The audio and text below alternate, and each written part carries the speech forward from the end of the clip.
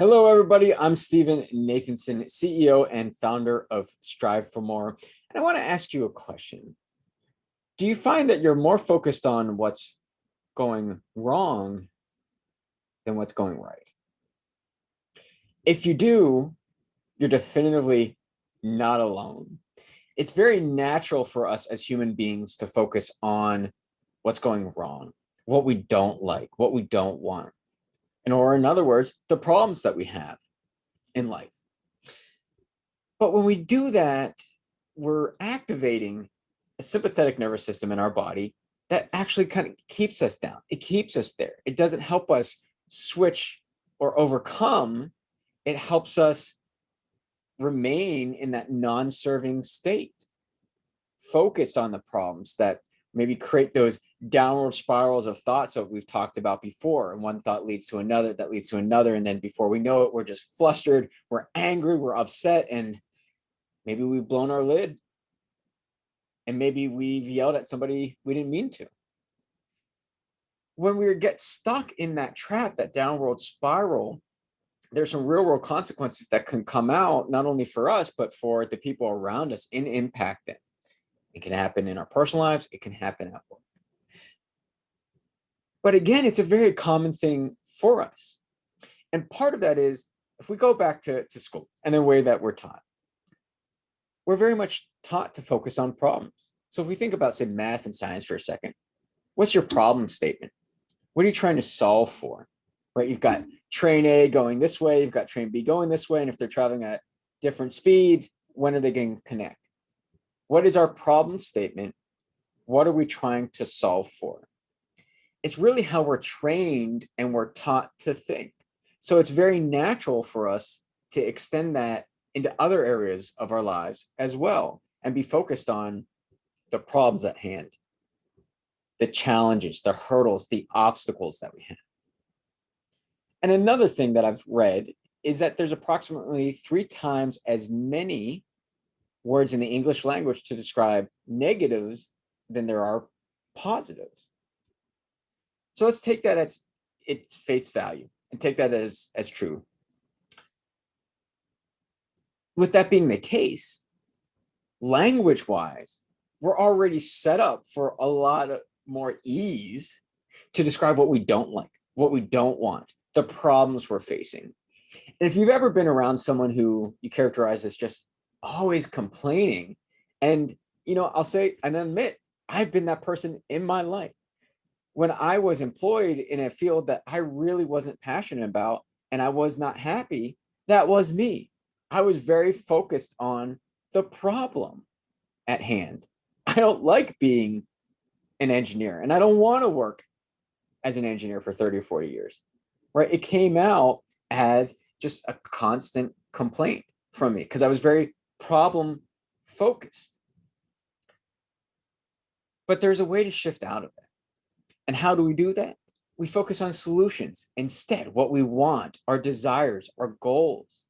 And there's an added benefit there because just like with problem focus, solution focus activates the parasympathetic nervous system, the opposite nervous system, and that uplifts us.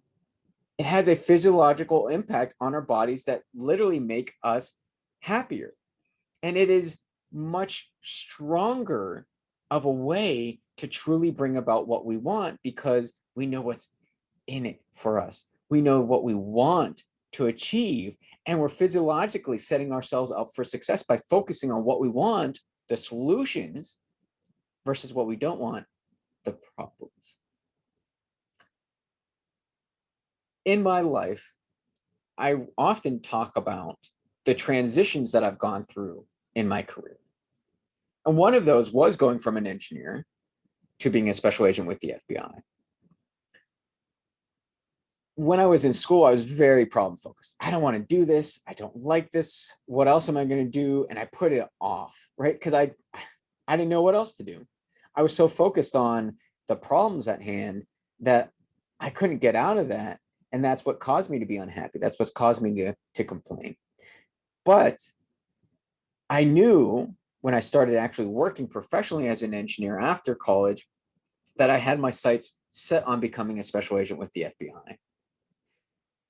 And even though I knew what I wanted, it was definitely hard to focus on that because it was so far off in the future for me.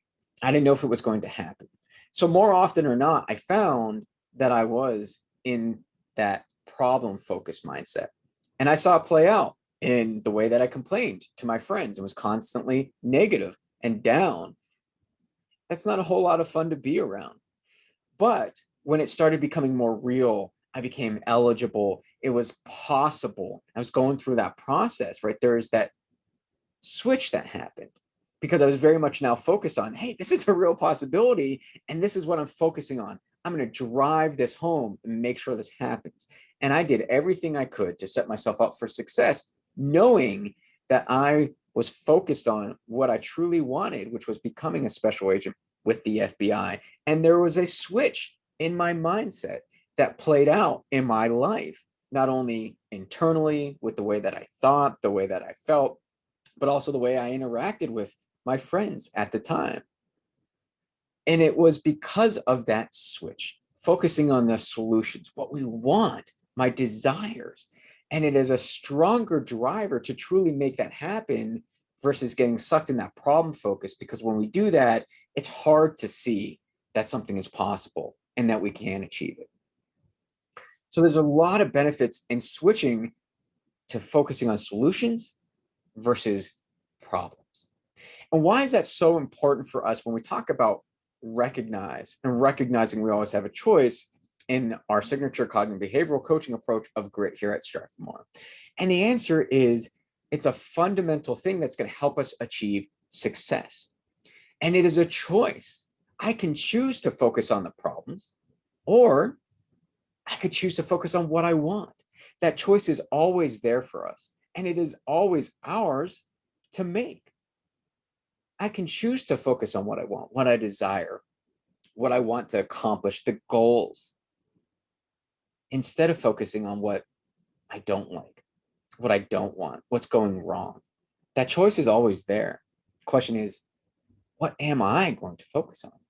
Because when we recognize that we have a choice and it is always there for us to make, it is easier for us to then focus on achieving what we actually want, because we're mentally setting ourselves up for success by choosing those solutions, those desires, those goals over the problems, the challenges, the hurdles, the obstacles that we're facing.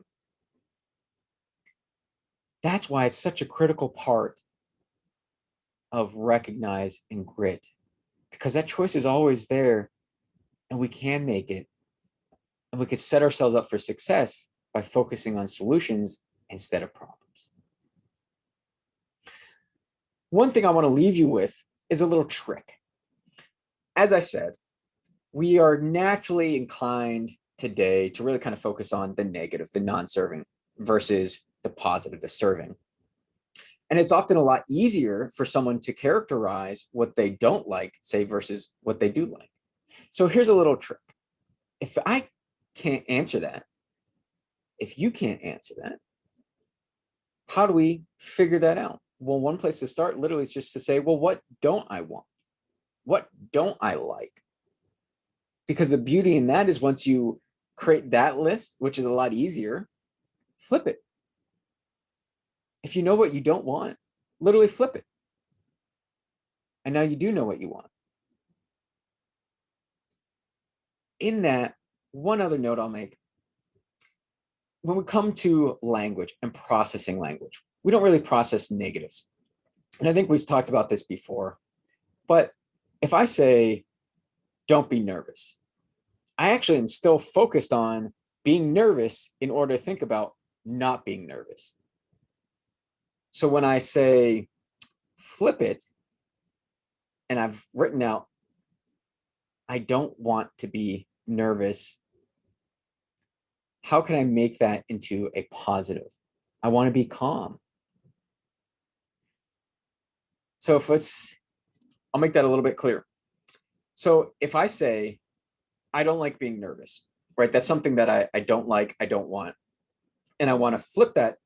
Well, what do I want to be? I could say, I don't like being nervous. I could say, I don't want to be nervous. But what's better is I want to be calm. I want to be relaxed. I want to be put together, let's say. Coining the positive, the serving is going to be right in line with the solution. What is it that I actually truly want? And it's going to uplift us, not only from the standpoint of activating the right nervous system in our bodies, but it also helps the thought process, because now I've eliminated having to think about being nervous in order to think about not being nervous.